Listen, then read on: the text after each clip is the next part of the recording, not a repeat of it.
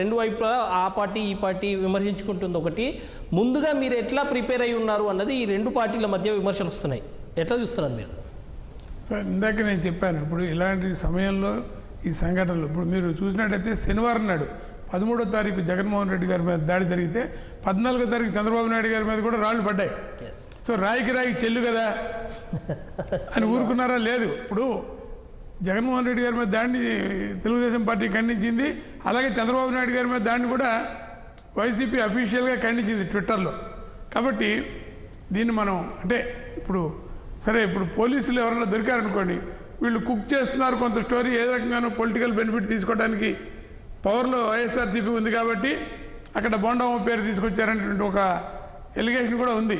ఇవన్నీ కూడా మనకి పోలీసు చెప్పినంత మాత్రం అది ఫైనల్ కాదు, అది కోర్టులో నిగ్గు తేలాలి వాళ్ళు చెప్పినటువంటి సాక్ష్యాలు. కాబట్టి ఇప్పుడు మనం ఏది మాట్లాడినా ప్రిమేచ్యూర్ అవుతుందండి. అయితే సహజంగా మీరు ఇలాంటి విమర్శలు లేకపోతే మనం ఆశ్చర్యపోవాలి.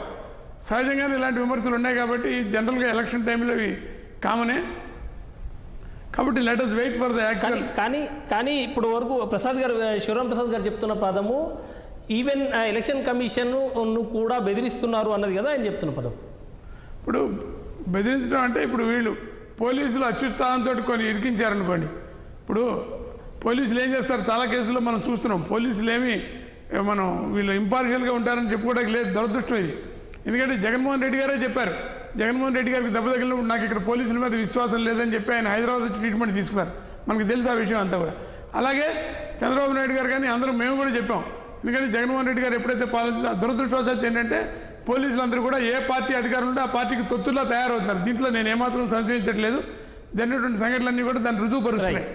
కాబట్టి పోలీసులు కుక్ చేయొచ్చు, ఇరికించవచ్చు, ఎలక్ట్రల్ బెనిఫిట్ కోసం ఇరికించేట్టుగా వాళ్ళ నాయకులు చేయొచ్చు. కాబట్టి ఆ రకమైన అనుమానం కూడా ప్రజల నుంచి కూడా వ్యక్తం అవుతుంది. బొండమ్మ గారిని ఈ కేసులో అనవసరంగా నన్ను ఇరికిస్తే నేను ఊరుకోను, నేను ఖచ్చితంగా ఫైట్ చేస్తానని ఆయన చెప్పడం తప్పే లేదు. అది నేను మళ్ళీ వస్తాను. వెంకట్ గారు ఎట్లా చూడాల్సి ఉంటుంది? రెండు పార్టీలు కూడా వీళ్ళు ముందుగా ప్రిపేర్ అయి ఉన్నారు అని రెండు పార్టీలు ఆర్గ్యుమెంట్ చేస్తున్నాయి. మీరు ఎట్లా ప్రిపేర్ అయ్యారు అంటే మీరు ఎట్లా ప్రిపేర్ అయ్యారు అని.